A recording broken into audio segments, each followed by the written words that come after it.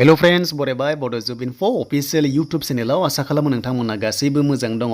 The big update नोंथांमोननि Bodofa UN Brahma Super 50 mission दा finally APSC UPSC नोंथांमोननि लिंकआ active जाबाय। जेराव 11 months नोंथांमोना थानाय जानाय गासैबो फ्री कोचिं मोननाय जायो BTR गभर्नमेन्टनिफ्राय। जेराव नोंथांमोना APSC UPSC इंजिनियारिं देन बेनिफ्राय मेडिकेल थ नोंथांमोना मोनदोंमोन आरो मेडिकेल आरो इंजिनियारा जोब्बाय।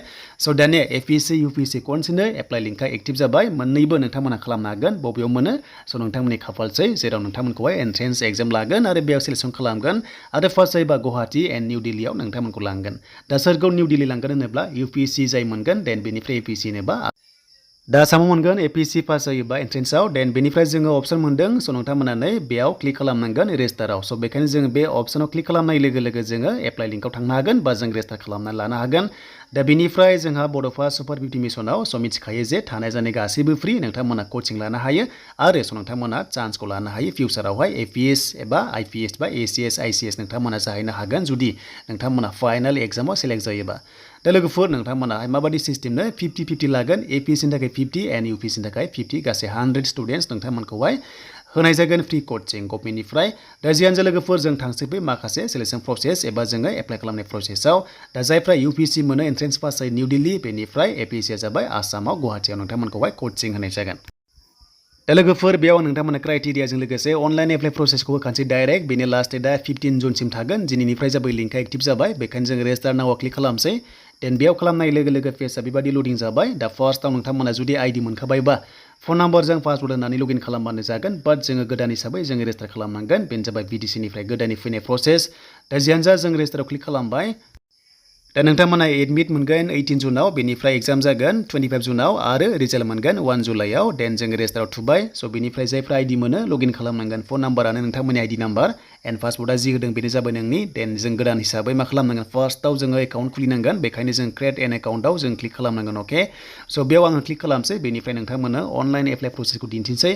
दा फार्स्टआव नोंनि फुल नेमखौ होनांगोन मेल आइडिखौ होदो फन नाम्बारखौ होदो बेनिफ्राय पासवर्डखौ नों गोसोबादि होना लाबानो जाबाय एन्ड बेनिफ्राय बेयाव क्लिक खालामदो एन्ड रेजिस्टार खालामदो। अब्ला नोंनाव OTP फैगोन आइडि फैगोन देन बेखौ मोननानै स नोंथांमोना लगइन खालामबानो स नोंथांमोना एप्लाइ प्रसेसआव थांनो हागोन। स दायो आइडि फैनाय लोगो लोगो नोंथांमोना फिन खनसेबाव माबादि मोनगोन बेनो जाबाय लगइन अपसन मोनगोन जेराव फन नाम्बारखौ होदोंमोन बेखौ होफिननानै पासवर्डखौ होनानै लगइन खालामदो। स लगइन खालामनाय लोगो लोगो जोंहा नेक्स्ट प्रसेसआव थांनो हायो। स बिदिब्ला आं बेयाव लगइन खालामसै। स दायो लगइन खालामनाय लोगो लोगो नोंथांमोना एप्लिकेसन स्टेटास मोनगोन। अके देन बेयाव नट साबमिटेड ओंखारदों स नोंथांमोना गाहायाव नायबानो जाबाय एन्ड बेनिफ्राय स नोंथांमोनाबो रिजाल्टखौ बेयावनो लगइन खालामनानै नायनो हायो। स बेखायनो जों एप्लाइ अपसन मोनदोंना जों बेयाव क्लिक खालामनांगोन। अके देन बेयाव क्लिक खालामनाय लोगो लोगो जों एप्लाइ खालामनो हागोन आरो जेब्ला रिजाल्ट होयो बा एडमिट होयो नोंथांमोना बेनिफ्रायनो एडमिटखौ डाउनलड खालामनो हागोन 18 जुन जानाय लोगो लोगो। स बिदिब्ला जों एप्लाइआव थुनाय लोगो लोगो फार्स्ट नेमाव नोंनि नाम एन्ड लास्ट नामाव नोंनि टाइटेलखौ होदो। अके लाइक बर' एबा ब्रह्म। अके देन बेनिफ्राय फादार्स नेमखौ होजोबदो मादार्स नेमखौ होदो बेनिफ्राय जेन्डार सेलेक्ट खालामदो केटेगरि ST होदो डाइरेक्ट ओंखारगोन एन्ड बार्थडे नोंथांमोना सेलेक्ट खालामदो। अके जास्ट ST ओंखारो देन बेनिफ्राय फेमिलि इनकाम नोंथांमोननि हमना ला 90,000 बा 1 L होनानै नेक्स्ट होदो अब्लानो नेक्स्टआव जोङो थांनो हायो। स दानिया जोङो एड्रेसखौ होनसै। अके जोंहा पार्सनेलाव थांबाय जोङो फार्स्टआव गामि डिस्ट्रिक्ट देन बेनिफ्राय नोंथांमोननि पोस्ट अफिस। दा डिस्ट्रिक्ट होनोबा मोनबा दङ BTC आव। अके देन बेयाव नायदो बेनिफ्राय नन BTR बेयाव नोंथांमोना चान्सखौ मोननो हायाखै मानोना बे जाबाय BTC नि थाखायल'। स पोस्ट अफिस होदो पिन नाम्बारखौ होदो देन बेनिफ्राय नेक्स्टआव नोंथांमोनाहाय क्लिक खालामना होदो। स नेक्स्टआव जों मोनगोन क्वालिफिकेसन डिटेल्स बेनो जाबाय HSLC स्कुल नेमखौ बेयाव टाइप खालामदो देन बेनिफ्राय पार्सेन्टखौ होदो। अके एन्ड बेनिफ्राय HS खौबो होदो देन डिग्रिखौबो होदो एन्ड बेनिफ्राय लास्टआव नोंथांमोनाहाय स बेनो जाबाय नोंथांमोननि एग्जामिनेसन सेन्टारखौ सेलेक्ट खालामदो। मोनबायावबो दङ मोनबा डिस्ट्रिक्टआवबो गासै नोंथांमोना गंबा मोनदों एन्ड बेनिफ्राय नेक्स्टआव क्लिक खालामबा जोङो माखासे डकुमेन्टेसनाव थांनांसिगोन। दा लोगोफोर बेयावनो माखासे गाइडलाइन्स दङ बेखौ नोंथांमोना फल' खालामनांगोन जाहाथे नोंथांमोना मोजाङै साबमिट खालामनांगोन आपल'ड खालामनांगोन अब्लासो एग्जामनि थाखाय सलिस जागोन नालाय। दा बेखायनो स नोंथांमोननि फट' साइन बेनिफ्राय डकुमेन्ट्सखौ जाहाथे साइजखौ नायो GPG बाबो जागोन। स नोंथांमोना जास्ट स्केन खालामनानै आपल'ड खालामबानो जाबाय साइजखौ गोरोबहोनानै। स बेखौ नायबानो जाबाय स्क्रिनशट दङ देन बेनिफ्राय दा बेयाव बैसोनि खोथाया ओरैबायदि ओंखारदों होनो हायो नालाय APSC आव जि क्राइटेरिया बैसो दङ स नोंथांमोना बेखौहाय स्क्रिनाव नायबाय थादो देन बेनिफ्राय स नोंथांमोना एप्लाइ खालामबानो जाबाय। स बेनोमोन नोंथांमोननि गासैबो डकुमेन्ट्सखौ साबमिट खालामनोब्ला स नोंथांमोना स्केन खालामनानै आपल'ड खालामनांगोन माखासे साइज दंखायो बेखौ गोरोबहोनानै स नोंथांमोना आपल'ड खालामनो हागोन।